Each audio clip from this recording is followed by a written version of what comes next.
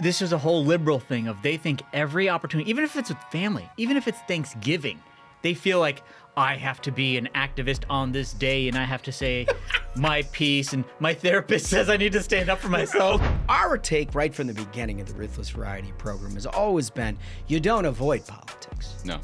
You insert it. Yep. You make sure that this is as uncomfortable as it could possibly get. This is the one day they're forced to be courageous. Yes. Right? Because they'd rather go to their therapist and complain about their family. And now they actually have to go and show up at your house and have dinner, break bread with you. I worked at Coca-Cola for 21 years. We're delivering Dr. Pepper from our brand new facility in Dallas, Texas. We're really proud to still make Pepsi products in America. You don't need a college degree to work here, but I put 4 kids through college by working here. This is a great place to work with great people and great American brands. Grocery stores, convenience stores, restaurants, they all depend on us. We deliver great paying jobs. We deliver beverages people love. We deliver for our community.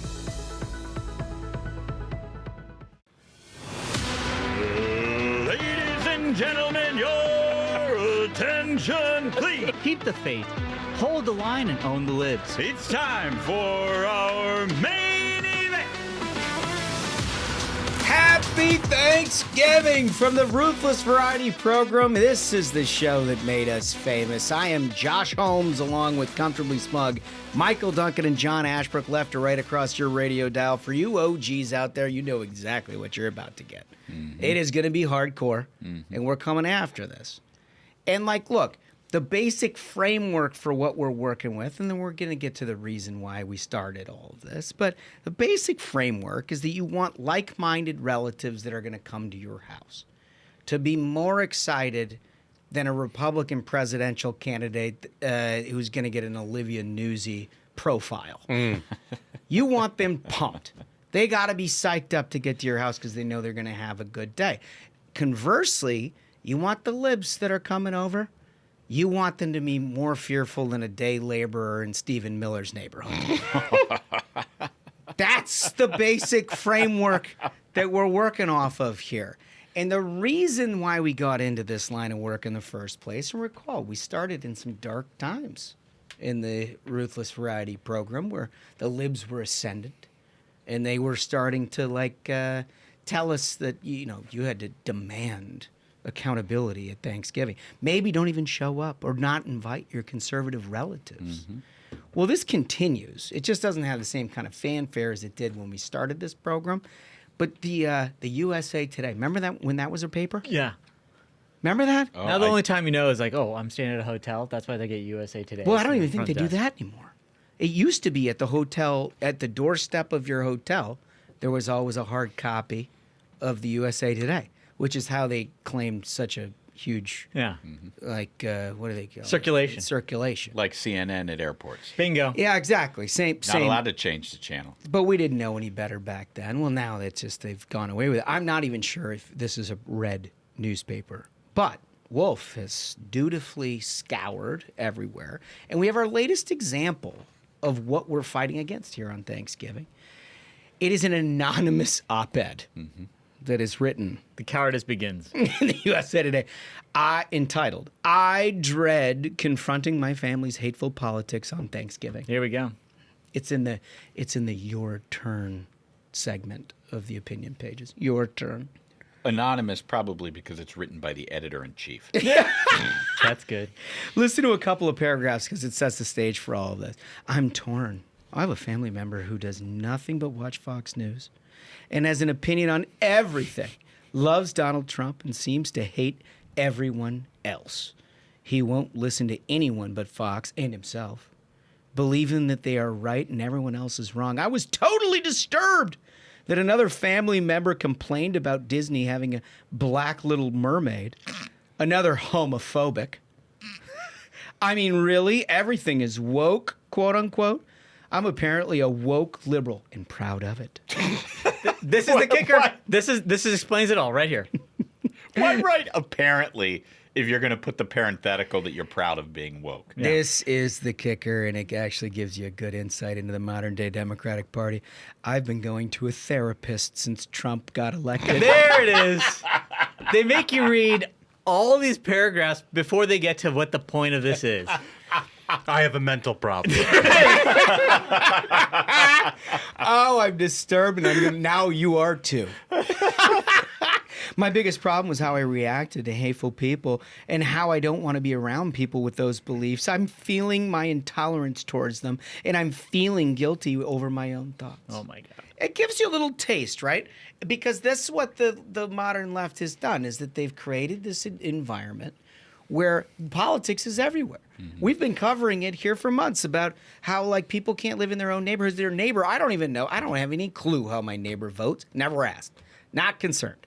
As a quick aside, so I've recently found out how my neighbor votes because the mailman accidentally put their mail in my mailbox. Hell yeah. And it was a letter from Mike Whatley running for Senate Nice. in North Carolina. So I was like, all right. Nice. Okay. All right. Okay. Well, it's always a nice thing. And by the way, Sure, you could tell that from the outside of the envelope, Smug. Well, yeah, it said on the envelope. in our line of work, oh yeah, the outside because it's a fundraising letter. Right. Okay. Yeah, no, I got it. In our line of work, when your neighbors haven't already approached you, you already know the answer, right? Because they know who you are. And like if your neighbor comes up and they don't bring it up, you already know they're probably on the other team. But you don't, like, that's not a big thing to us. Libs, on the other hand, they want to throw it in your face. They want to cancel you. They want to throw you out of your home. And there's no place that they'd rather do it than the Thanksgiving table. And so that's the thing is, like Holmes described, is, you know, this is a whole liberal thing of they think every opportunity, even if it's with family, even if it's Thanksgiving, they feel like I have to be an activist on this day and I have to say my piece, and my therapist says I need to stand up for myself. Okay, well, and this is the thing that's fascinating about Thanksgiving and why this is such an important episode for the Ruthless Variety Program, because we love the intersection of culture and politics, right? But for libs, this is the one day they're forced to be courageous. Yes. Right? Because they'd rather go to their therapist and complain about their family. And now they actually have to go and show up at your house and have dinner, break bread with you. And it is incumbent on you, dear listener and viewer, to make that a fucking horrible experience for these people. They've been anxious about this since mid-August. Yeah. They know what they've had to do since mid-August, and they've been dreading it. And your job as a listener is to make sure that next year it's July, not August. All you're doing is backing up the anxiety. Don't let them dread having to confront you. Have them dread having to show up and deal with you. That's the thing. Is you are the one who knocks. That's the thing. Is they're imagining that, like, oh no, I my greatest fear is that they're going to say that Disney, they're going to show up and my family's going to say Disney is woke or that they love Trump.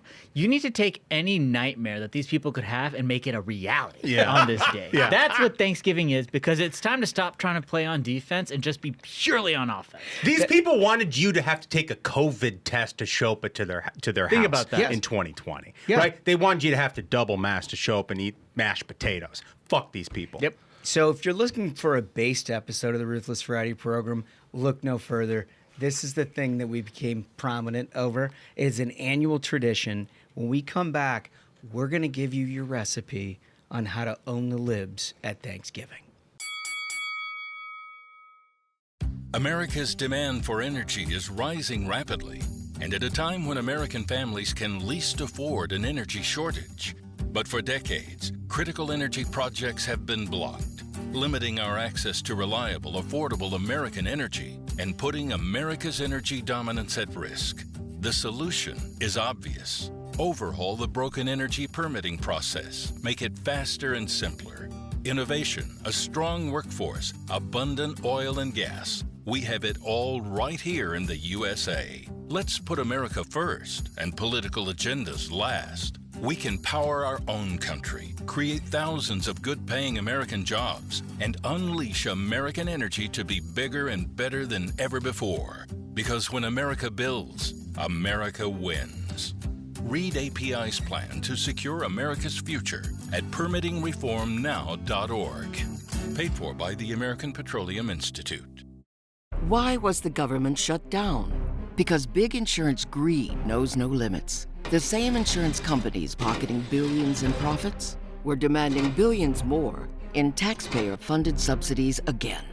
putting millions of families at risk, shutting down our government. Now, unless they get their billions, the big insurance companies are threatening to raise your premiums even more, putting greed and profit before patients. It's time to hold them accountable. Okay, so here's the deal. We organize our thoughts around certain aspects, whether it's the table, the meal, the setting, the conversation, all of that kind of thing, but equally instructive on what you need to do. I think the bottom line here is you need to treat left-wing rhetoric like a Venezuelan drug boat, right from the very top. Like, this is an act of war. Preemptive strikes. Get in on that. And so what I like to do is just, you've got that anxiety built, and you invite people in, and then you're just sort of reading the situation.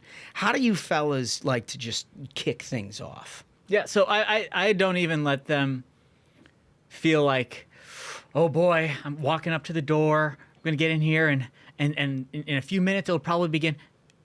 Allay them of that fear. I've got my Trump Vance sign from last November already. You put it up? In the yard. You put it It's already up there. It's already there, folks. It's already there. I have two of them. To make sure if they missed one coming up the driveway, they see one at the front door. There's two of them for them. So they know, well, there's no reason for them to have it here unless there's going to be some problems. And they're right. There are going to be some problems. And I'm the main one. I like to go onto YouTube and I pull up that Thanksgiving NFL game where Creed played on halftime after 9/11. Good times. And they're going, "Can you take me higher?" Yeah.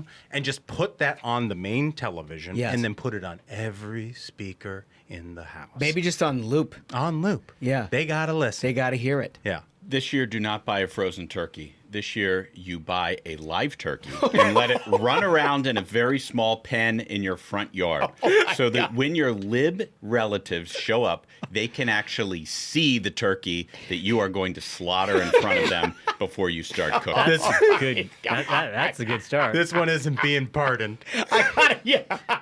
This one drew the short straw. Is there like a feather plucking involved? There is no feather plucking. Did you guys ever see the video with Sarah Palin? Yeah, making they a just speech? like put them in there. Exactly. So in your dining room, you will have a cone-like structure. You put the turkey in the cone-like structure, lop off the head. Make sure you have a bucket underneath. Is it to better catch if the it blood. struggles a touch? It's going to struggle. No, it's not. It's a wood chipper. It's, it's quick. You wwon't see it that much, but your lib relatives will see it running around in the pen. It's basically like for those who haven't seen the Sarah Palin, it's like this is how professional operations do it. They don't have time to be like one axe going around taking turkey heads off. It's like a wood chipper. Yeah. They just put the head in there, on to the next. Great idea. It's a great idea. Because I think about things, I organize this in terms of like how you're going to present the table. Like, oftentimes is the case at Thanksgiving, there's like an overflow. They call it like a kid's table. This year, I think there's a special connotation with that. In some ways, I think the kids' table, you should just put a sign in the middle of it. It's called Epstein Island. Oh, my God. Jeez. Oh my God. Which the kids should be able to sit at, and then the lib uncle. Yeah. Right? Should also have to sit at Epstein Island. Name placards. Right? And like for every one of your my God. For every one of your like-minded relatives, you should have a nice sort of like almost like a Fox News type placard with their name on, red, white, and blue, their name. And then for your lib relatives, you'll have their name and then now, like MS Now. MS Now. Because we've now rebranded on the left-wing thing, so it's like, their name and then now. But then they're at Epstein Island. Yeah. on the kids thing, and they're going to be confused by it. You just tell them this is like it's part of the drill. This is like what we've come to understand is the priorities of your party. Because I think seating is important. Seating is very important. You guys have any thought, like, how do you lay out the room? So first thing, this is not just self-dealing. This is a solid tip.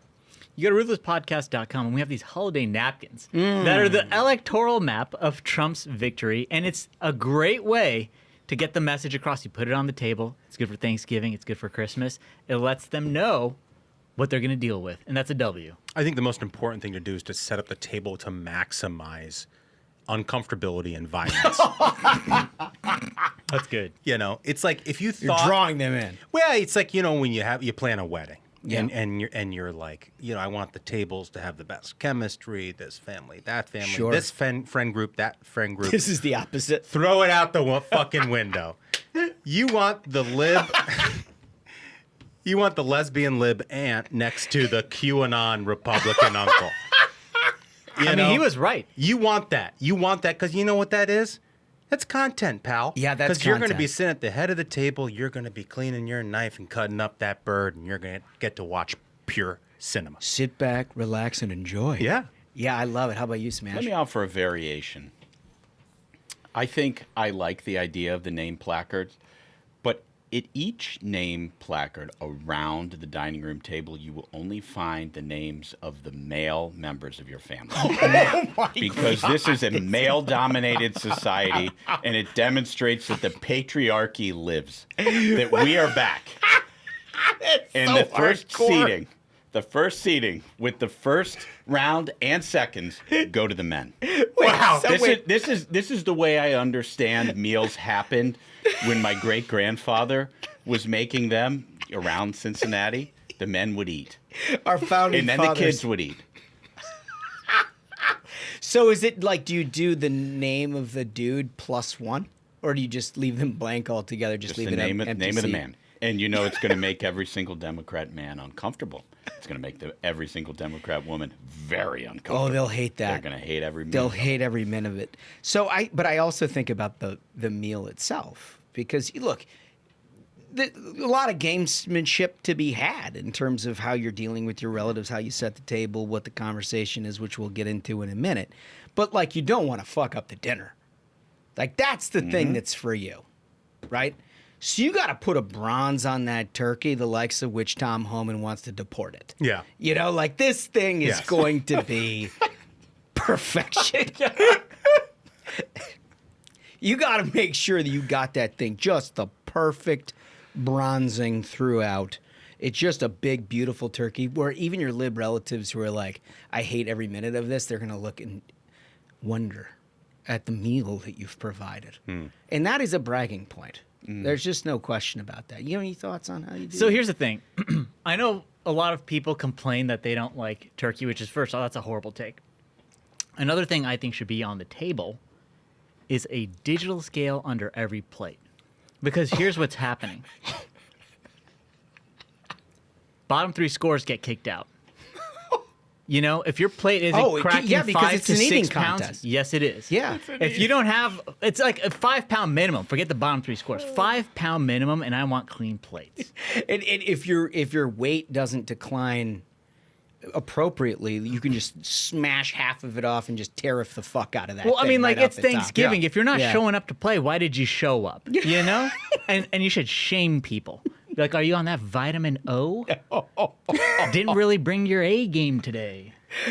Yeah, it's true, Smug. I think that there is something offensive about people on the main plate on Thanksgiving loading it up with greens, with salad, Yeah. with the rabbit food. Yes. It's like you got a side plate for that bullshit. That's right. Exactly right. What I want to see is potatoes Yeah. and sweet potatoes and other potatoes and corn and other stuffing. I want starch on starch on starch on starch. And then turkey. We have covered this in previous years, but fundamentally what the eating thing is an eating contest. Yeah. This is an achievement contest. It's for excellence. You load that plate as high as you can get, and you eat until you feel so sick. But you look around the table, and if anybody's not keeping up, you just badger the You shit. got to make eye contact to establish dominance. It's like the animal kingdom. It is. The alpha wolf goes into the kill and eats fucking first. Yep. And That's that my is point. you. That's his right. point. That's Yeah. exactly right, buddy. And what does the alpha wolf do before he partakes of his meal? He offers a prayer. And when you offer a prayer, I want it to be the most Christian, God-centric prayer you could ever offer. And then when you're finished, you look directly at your lib relative and say, if you would like to pray to AOC right now, I'll let you do it. And then if they say yes, you get up and you turn their chair over and you kick them out of the house. It's also, I mean, a big part of that, it's not just the turkey, it's the sides. Yeah. right? I mean, you have to have more sides than pronouns at the Democrat National Committee. Yeah. Like, it is insane the amount of stuff that you have to pile on because you got to get that weight up. You got to get it up. You got to get that weight up. And there's only so much turkey you can put on one plate before it's crowded out. Taters, they got a weight to them. Mm-hmm. Stuffing, got a weight to them. You can throw a few green beans on if you want. Yeah, but only if it's the casserole. Yeah. There has to be cream of mushroom soup It has to be that loaded for up you. in that. Yeah. Yeah, I totally agree. You can't, if there anything that looks like it's good, that's for the side plate. Yeah, right. This has to be like artery clogging Yes. stuff, and you need to devour it. No question about it. And by the way, if any lib relative is like eating that green stuff and they're just not touching their big plate and they ask you to pass another thing of like the green beans, you just tell them no kings and you fucking throw their dish on the floor. No kings. No kings. Throw it on the floor. Let them know who's boss. That's right. No You kings. have It was to. their rules, No, not ours. Yep, they came up with it. They came up with it. All right, so look, as a part of this eating experience, conversations are a part of it. And our take right from the beginning of the Ruthless Variety Program has always been you don't avoid politics. No. You insert it. Yep. You make sure that this is as uncomfortable as it could possibly get. Smug, you've always been the best at this. 100%. So you always have to be on offense. And here's the other thing is, so far we've given you perspective of what it's like to host it. But if you are playing an away game, if you're going to someone's house, you've got to draw the lines early and you've got to keep at it. You got to make sure everyone knows. They're like, oh no, I thought you already did this last year. It's got to be a yearly thing. They're like, we remember what you said. You don't have to. No, they have to dread it for 364 days, and then on the 365th, you show them what they dreaded. You got to exceed the expectation. Part of being an annoying conservative is reiterating exactly what they've heard before and then reiterate it again. They call it like mansplaining or whatever, but it's saying something that's quite obviously your take, but saying it in a way that you perceive that they don't understand what you're saying, so you just keep saying it. Yeah. That drives them absolutely maniacal. Well, I think in this period of time, especially, I can think of another way to really get under their skin is you figure out all your lib relatives, and you go to Act Blue, and you go to the FEC finance page, and you figure out all the Democrats they've given money to, and you figure out which Democrats they gave money to that also received money from Jeffrey Epstein. Ooh, And you put that on their plate. Oh, that's pretty good. And you're like, now we're going to have this discussion. do you have anything to apologize for? That's Aunt Becky? pretty good. Listen, I think that what Duncan has put his finger on is extremely important because you know that you will have Democrat relatives who come from different sides of the party and they're locked in a civil war. Some of them like the establishment, some of them like AOC. You cannot let them get along. Every you want to little divide them, too. divide between your relatives who are Democrats, you need to drive that so that these people hate each other You get like as the much 20, as like they the hate you. 24-year-old grad student, young woman living in Brooklyn to show up with Uncle whoever from the middle of the country who's like an old school partisan union dem, and like you start talking about like, well, you know, I mean, Donnie makes some good points, probably Yeah. the future of the party, and you kind of turn to him. What do you think about that? That Right? would be good stuff. You have to do it because that guy has a point, and the only person in the room who will let that establishment dem talk is the Republican. And then when he gets a chance to have his word, and the woman comes into the room because she, of course, isn't sitting at the table with the rest of you. She comes into the room to complain about what the establishment dem uncle is saying. You let her talk because you're a generous person and you want your family to have their say. Hey, everybody, Have their listen to say. what Becky has to say. I like the idea of dividing and conquering here. It's good. It's smart. It's a new thing this Yeah. year that you're able to do. It's different than our previous recommendations in that you should have a plan to try to divide within. Also, I got to go back to this thing Ashbrook said. It's the funniest shit ever because, like, at his Thanksgiving, it's going to be one name tag. It's him, it's his wife, and his 37 daughters. It just So says he's like, I'm actually just trying to make the job easy. I just make one name tag. It's my own. Mr. John Ashbrook and others. Enjoying a meal by myself. Smug, you see the wisdom here. He fills up his plate, finishes it, and is like, you can now prepare yourself to eat. And now, Football. Yeah, and now I got football. Yeah. Yeah, totally. But like a big thing, if the conversation ever dies, there's a couple of like real flashpoints that you can throw in there and be like, hey, did any of you guys see that really interesting Nick Fuentes interview with Tucker Carlson?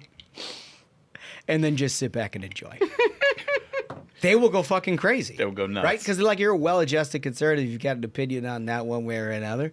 But you just have sort of dealt with it. It doesn't like make you crazy. A lib will think that you're all on board with this stuff. Right? So if you raise it, they're going to be that's the thing is horrified. like libs live in this like made up terror in their own minds of what conservatives are like. And I encourage you, dear listener, this is the day you make all their nightmares come true. Like it has to be a horrific experience for them. That's the whole point of the Ruthless Thanksgiving Spectacular is the worst thing that can happen to a lib is the realization of their nightmares. Because they already thought you were a Nazi when they walked in your front door. Just scare the shit out of these people.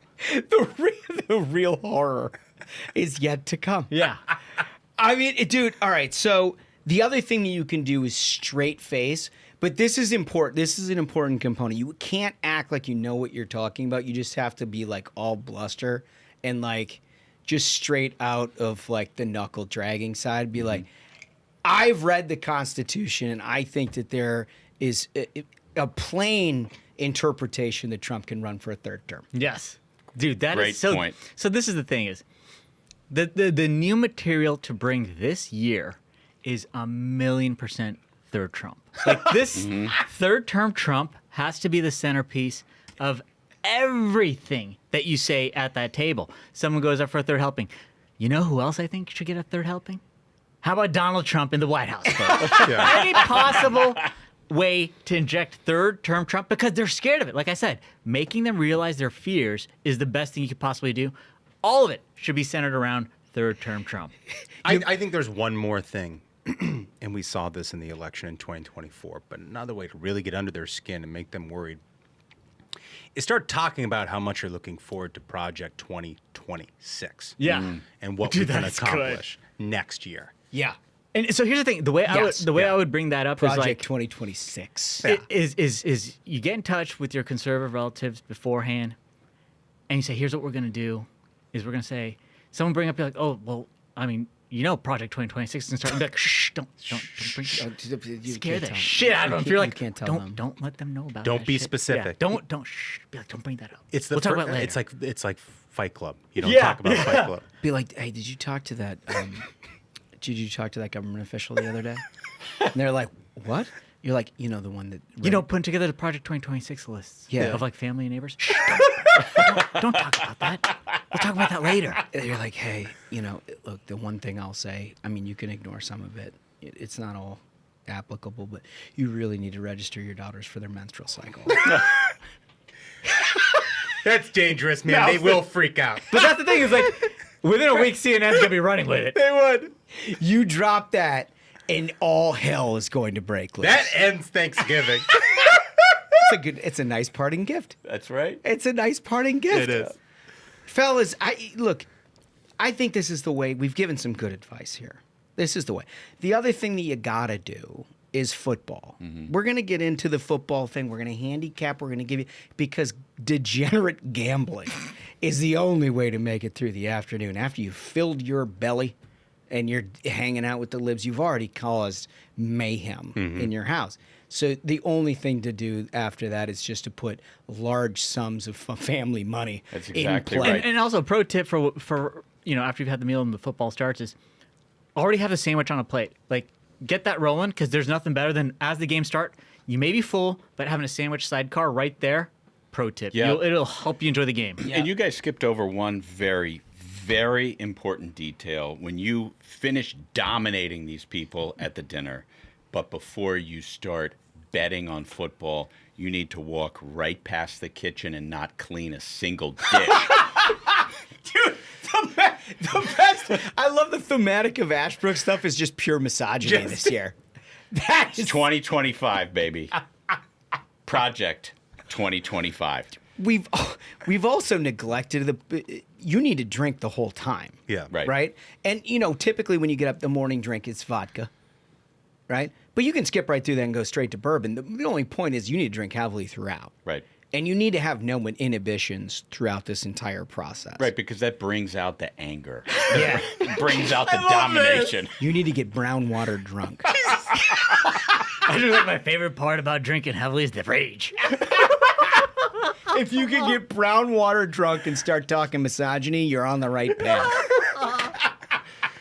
So listen, our question of the day for the Thanksgiving Spectacular. Before we get to our football guidance, our question of the day, what is the best way to deal with liberal family members on Thanksgiving? You all have ideas. We've thrown ours out here once again here on the Thanksgiving Spectacular. You got ideas too.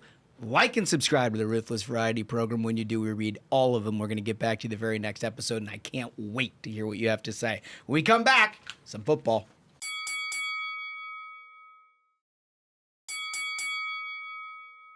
Okay, so welcome back to the Ruthless Variety Program. We are dying at the prescriptions that we're giving. Just a heavy, male-dominated experience in the Ashbrook household for sure.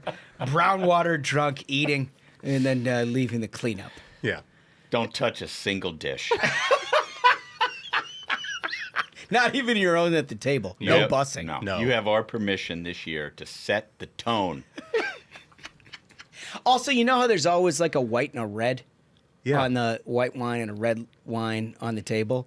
You just bottom up on these things all the way through, right? I mean, most people, they pour just a little bit because they, you want to share it and get everybody a taste. You just go right to the rim on those bad boys. And everybody's like, Jesus, really? And you're like, See, I had a different take. I was going to mix the two together and then carry the whole thing to me to the couch. Mix them. And just get started on watching football. like everybody else has got a normal wine glass. Yeah. You have like a fish bowl. Yeah, you're like, I'm just going to take this decanter, pour it into the other decanter, and I'm walking both of them to where I'm going to sit in the lazy boy. And you cannot move. Yeah. This is like, look, if you've got a catheter and you're comfortable with it, use it, because the next 8 hours are spent with football. Right. Because this is the thing that's non-negotiable. Year in, year out, we have different prescriptions for how you deal with your lib relatives. But the one thing they hate more than anything is sport. They do. Boy, they hate it. They hate competition, particularly of a violent nature, and nothing does Thanksgiving better than Thanksgiving Day football. You are obviously well aware that your Lions and your Cowboys are your traditional teams that play on Thanksgiving. The first matchup, the 1 p.m. Eastern kickoff, are the Green Bay Packers against the Detroit Lions. Fellas, what do you think is going to happen here? So first off, it's the Fox game, which usually they've got the best team out there. Yep. To do the Thanksgiving game. I'm going to give this one to the Packers. They've been playing really well lately. No, they haven't. They're disgustingly up and down team. I'm giving this one the Lions. Are you? And I think on Thanksgiving they're gonna show out. You think so? Yeah. Yeah, no, I'm with the old man. Jahmyr Gibbs, that running game. I just think Jordan Love has been so inconsistent. Well, So I think the Lions Love's are also, fake, dude. Love's also nursing an injury, and I agree with you. Lions are Pack fake. has been up and down. I think Lions win that game. I think that's right. If you're talking about prop bets, I think the Jahmyr Gibbs thing is a good one. Do not put anything on wide receivers for Green Bay. You don't even know if Love's going to show up. I mean, I don't know. I'm giving it to the Lions. The next game on tap is the Cowboys. You go down to Dallas, Texas, and they're hosting this year the Kansas City Chiefs, a team that is had an up and down season, but everybody still thinks they're going to make their way to the Super Bowl because why not? They always do. How do we see this? I get a surprise prediction here. I think that the Chiefs come up short in Dallas. I think that the Cowboys, look, the Chiefs are sort of falling off. I think they're going to lose to multiple teams towards the end of the season that they didn't lose to last year because their team just is not the same, even though they've got some of their elements back. They don't have everything. And Dude, that's a ridiculous call. I mean, Chiefs get this one. I mean, Chiefs are bad, but they're not like lose to Cowboys bad. Like that is, I mean, it's not that dire, dude. Is it CBS? Is Collinsworth on CBS? No, the CBS game is Who's the Nance crew? and Romo. Okay, so he doesn't have Collinsworth. It's going to be out there well to glaze Mahomes, and for that reason, I think the Chiefs lose. Also, they're dog shit running game. Kareem Hunt, he's doing a good job, but he doesn't have the gas to actually get them there, and it's been very inconsistent in the passing game. It feels like Travis Kelce's out there in a wheelchair trying to, will this offense to the playoffs, but they suck. I think they're going to lose. I think they're going to lose to the Cowboys, who I hate to say are going to win because they suck too. Also, Cowboys picked up a few tools on the defensive side right ahead of the trade deadline, and I think those guys are going to start to gel with the rest of the unit. Oh. Also, I don't know if we picked up on this when we did the co-episode with Will Kane, but he promised to me that he would take me to a Cowboys game when we go to Dallas, and that he would have it in Jerry Jones' box, the owner's box, to see that game. I want to make sure that we have footage. This is now on tape. It's on record. And yet you still he swore it to me. You still picked the Chiefs. Still pick the Chiefs. I too picked the Chiefs. Oh, you do pick the Chiefs. I okay. do. I too pick the Chiefs. I think I've never seen them lose a primetime game when it mattered over the last 5 years. Yeah, it's probably this one matters. To them. This one's going to be close, and it's going to be close. So I agree. There is another afternoon game on Friday, but there's a nightcap on Thanksgiving Eve. And this one, by the way, I love the fact that they've thrown a third game in. Yeah. Because that's when you can reload for like the fourth sandwich.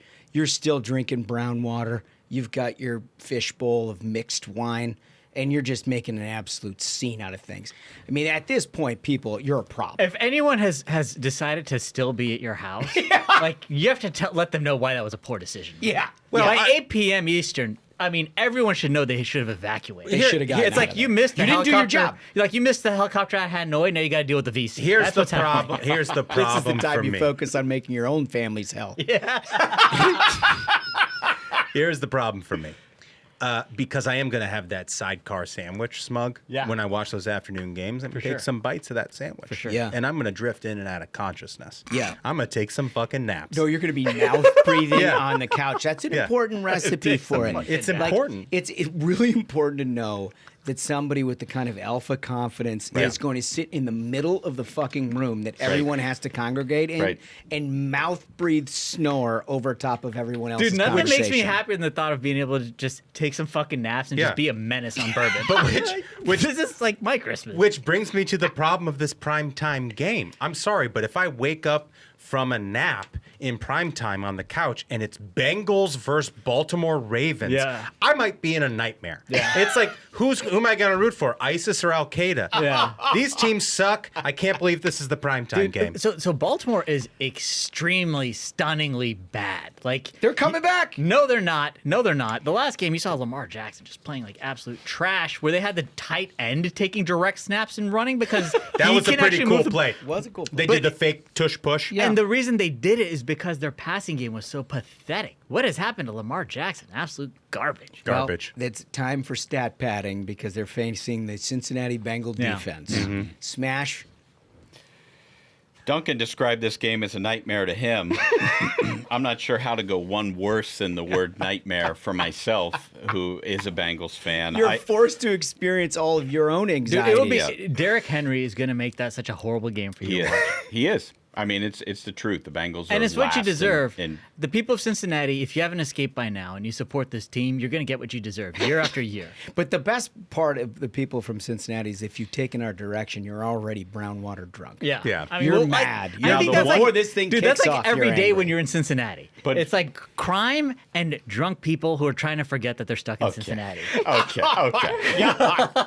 Got him. I'm gonna forget I heard that and say that in Cincinnati, the way sports work is hope springs eternal, and you look for one little thing Dude, to Cincinnati get is excited the about. one town without hope. Like, where's this Dude, coming they're from? facing Baltimore. It's just the most hopeless town on earth. I mean, I don't know. Baltimore. Bengals always get up for a Browns game no matter what uniforms they're wearing. And in this case, against the Baltimore Ravens, there is a chance that Joe Burrow comes back tonight. Very small chance, but maybe Joe Burrow comes back. And so that gives you something to watch, at least. I think it's true. I saw he was practicing. Like, he could be back. Yeah, and this Ravens defense is banged up.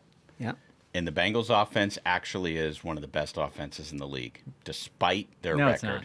It's the worst it defense actually- It's historically. not great. It's not good. It's Not one of the good worst. in the NFL. It's one of the worst I mean, defenses they've historically, but they've it been is having one of the a best one-armed offenses. quarterback with Burrow gone because Burrow's soft, and they spent all their money on an offense that's not winning them games. With a one- You know what you do with a team? You try to win games. And the Bengals don't really do that. I love it. Noted football expert Comfortably Smug has broken it all down right to the core. You try to win the game. I mean, what can you say? You play to win the game. You play to win the game. We're having a rough year. If you're doing this right, you follow Duncan's advice that you're in and out of sleep. There's nothing but sloppy turkey around you and just fish bowls and bourbon and all kinds of It's stuff. just the leftovers and crying relatives. If you wake to that, you've been doing it right. Yeah. And just keep it going. You know, there's no reason to get into your bed. Just keep it going all throughout the night. The place where you are at, whether it's a love seat, some kind of a couch, Lazy boy, whatever you are on, that's The where driveway. That's where you stay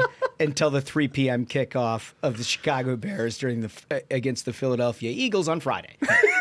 Because it's Black Friday, and typically the women like to get out of the house and experience some sales. Well, Lord knows we're not a part of that. Yeah, so I'm going to join Holmes' family in rooting for the Philadelphia Eagles on this one. Oh, you son of a bitch. It's unbelievable. God, I just wish one of your It's wonderful teams- because here's the thing is he's got a wonderful family, his missus and his 2 boys, and they love the Philadelphia Eagles, and it's good for them because it's a good team. That's a very loving mother who's like, one of the greater gifts I can give for my children is make them fans of a team that wins, and we can go to the White House and we can celebrate them winning the Super Bowl because it's a good team and it makes for happy boys. What a thoughtful mother. Listen, the So prescription... like her and those wonderful children, I'm rooting for the Eagles. The prescription of turkey stuffing sandwiches with cranberry, fish bowls of bourbon for now 36 hours and a kickoff. You could turn this into the crying game at my house. Yeah. This could be a real dicey situation, but I'm prepared for it. Mm-hmm. And on this one, I like the Eagles. I hate to say it. Eagles. Yeah, Eagles. I think Eagles are going to win. And after the game, listen, after the game, if you haven't had enough, what I encourage everybody to do is turn on a family favorite. It's called All in the Family. Okay. Oh my God. It's one of the great shows in American history, and there is a character who is one of the greatest that ever walked the face of the earth. His name is Archie Bunker. And anything that you haven't done on Thanksgiving Day and on the Friday after, you take notes from Archie Bunker and you replicate him to a T. Just make passing comments during the commercials about, that's when America was great. Unbelievable. All right, so listen. Remember our question of the day. It was, what's the best way to deal with your liberal family members on Thanksgiving? We can't wait to hear what you have to say about it. When you like and subscribe, we read every single one of them. Can't thank you enough for sharing a little bit of your Thanksgiving morning with us, because this has been an annual tradition, fellas. One that we've appreciated right from the jump of the Ruthless Variety Program. I don't think we even knew what we were getting into when we let that one fly. No, it's always a lot of great yucks. In the very first installment, Smug says, listen, you walk in, you look at that turkey, you punt the turkey. I mean, that set the tone for our Thanksgiving specials in a way I don't think anything else. And this is the so 5th good. year. We've been doing this for 5 years. Yeah. And it's all because of you folks. Thank you so much. Yeah, it's because of you, so enjoy the prescription that we've laid out. Mm-hmm. I think it's foolproof. Your family that you love is going to go home happy. The ones that you hate, well, they're going to go home with what they deserve. So, Get what they deserve. all of that said, thank you for joining us, and I think we did it. I think so. Absolute banger of a Thanksgiving spectacular, gentlemen. And thank you, dear listener. Remember, if you have not yet, go to the YouTube, hit that subscribe because it's more fun in video. So until next time, minions, keep the faith, hold the line, and own the libs. We'll see you on Friday. Stay ruthless.